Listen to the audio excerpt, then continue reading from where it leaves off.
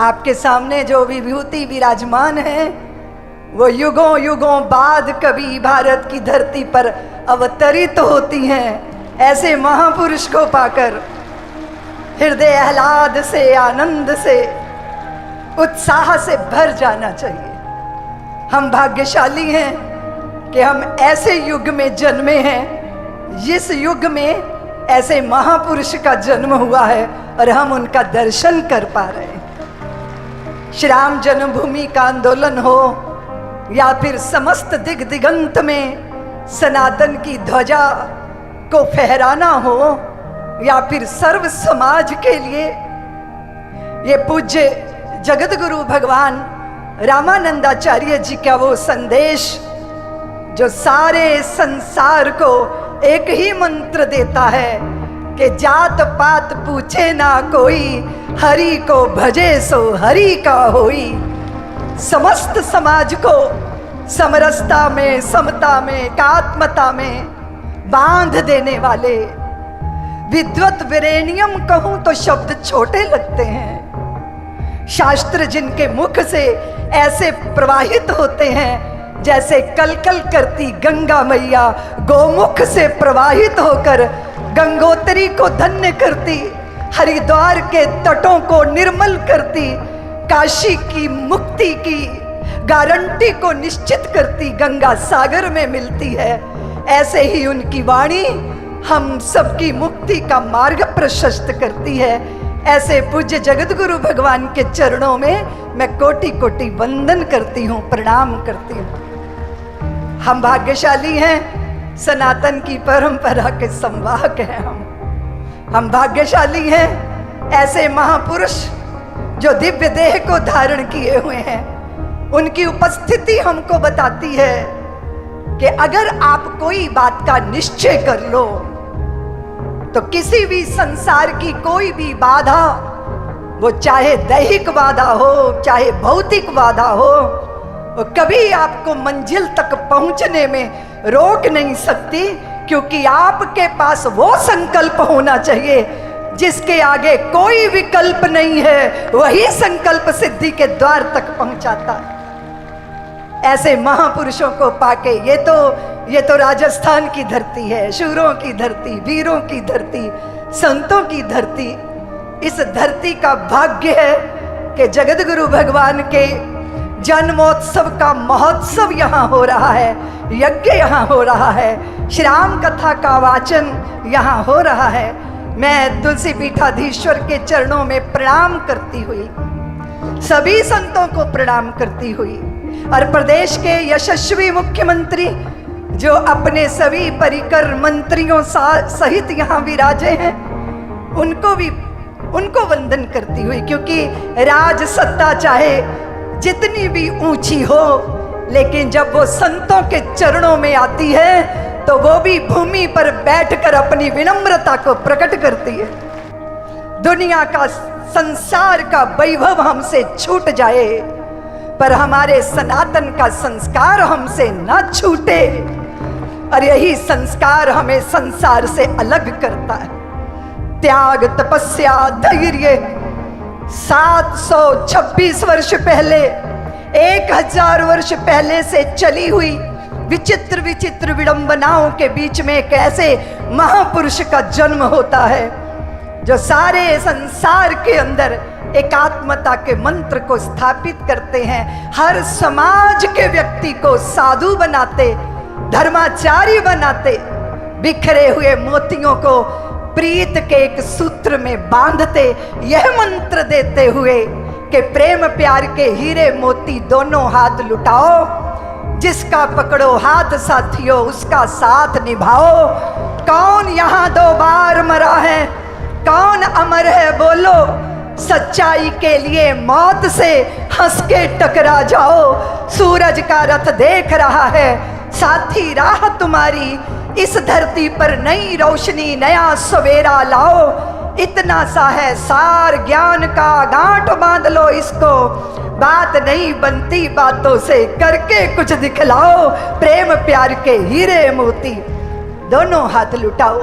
आप जानते हो सनातनियों, हम परकियों से कभी पराजित नहीं हुए, हम पराजित हुए तो अपने भीतर की फूट के कारण, हम पराजित हुए तो भीतर की दुर्बलताओं के कारण। हमारे लिए पूज्य गुरुदेव भगवान के, जगत गुरु भगवान के चरणों में बैठकर यही संकल्प हमको सिद्ध करना है कि हम बिखरे मोती बिखरे नहीं रह सकते। हम प्रेम के सूत्र में अपने आप को पिरो के मां भारती के कंठ का शोभा बने, उनका सौंदर्य वर्धित करें, अपनी अभिमान और अपनी बुद्धि के शिखरों से नीचे उतरें, हृदय में प्रवेश करें। हम सब एक हैं, क्योंकि परमात्मा कण कण में विराजमान है। काया से नहीं, बुद्धि से नहीं, विद्या से नहीं, वैभव से नहीं, हम इन सब बातों से एक नहीं हो सकते।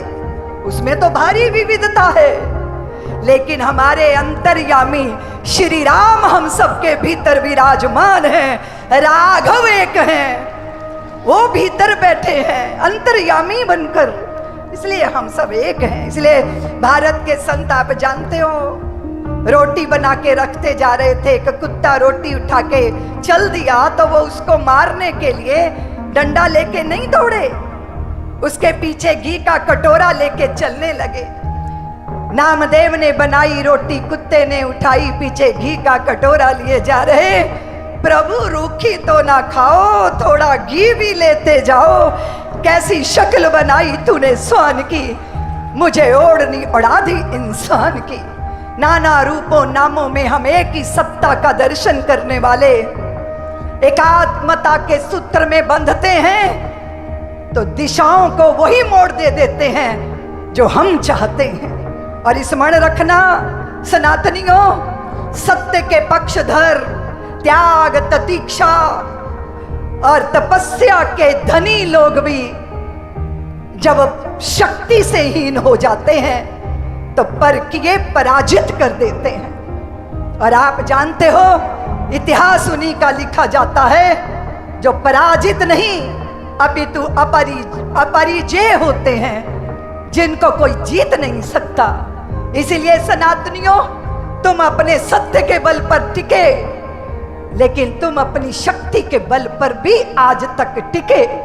सारे संसार में बहुत सारी संस्कृतियां नष्ट हो गईं, पर मेरे पुरखों के बलिदान के कारण और राजस्थान की देवियों ने जिस तरह जौहर में अग्नि स्नान करके अपने स्वाभिमान की रक्षा की थी, उनके उस त्याग पूर्ण बलिदान की वजह से आज हम हिंदू सनातनी के रूप में आज भी इस देश के अंदर आगे बढ़ रहे हैं। इसलिए एक ही निवेदन करती हुई, साधना ही मुक्ति का शुभ द्वार है, शक्ति ही तो शांति का आधार है। इस मंत्र को धारण करना पूज्य जगत गुरु रामानंदाचार्य स्वामी रामभद्राचार्य जी महाराज, उनके प्राकट्य उत्सव पर हम सब उनके चरणों में प्रार्थना करते हैं। महाराज श्री, आप जैसी उत्कट भावना, आप जैसे उमंग और तरंग की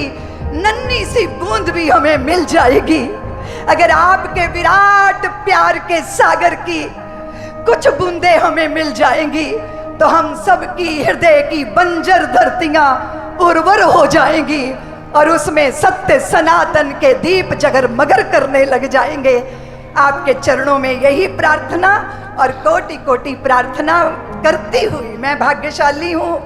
पूज्य महाराज श्री मुझे अपनी छोटी भगनी मानते हैं और बहन को संसार में कहीं भी जाके वो सुख नहीं मिलता जो भाई के पास आकर मिलता है। मैं भी ऐसे सुख का प्रसाद हमेशा पाती रहती हूँ। और हमारे तुलसी पीठाधीश्वर के उत्तराधिकारी, हमारे आदरणीय, मेरे बहुत स्नेही, मेरे वत्सल के भाजन श्री रामचंद्र दास जी को भी मैं बहुत बहुत आशीर्वाद देती हूँ। वो पूज्य महाराज श्री की परंपरा के संवाहक हैं। उनका तेज, ओज, तपस्या, प्रतीक्षा इसी तरह अक्षुण बनी रहे, इस भाव के साथ पूज्य महाराज जी के चरणों में प्रणाम करती हुई मैं अपनी वाणी को विराम देती हूँ। बंधु भगनियों, हम शिव के सुत कार्त के हैं, क्रीड़ांगन कैलाश है, देवों का सेनापति बनना ये अपना इतिहास है। पंचशील का इस जग को देते आए संदेश है। संयम से रहते आए हैं, सहते आए कलेश हैं, किंतु नहीं छोड़ा है हमने साहस शर संधान का। शीश नहीं झुकने देंगे हम भारत राष्ट्र महान का। इस संकल्प के साथ मैं वाणी को विराम देती हूँ। पूज्य जगत गुरु रामानंदाचार्य स्वामी रामभद्राचार्य जी महाराज की बोलिए। जगत गुरु भगवान की, जगत गुरु भगवान की, आज के आनंद की। जय भारत, जय श्री राम।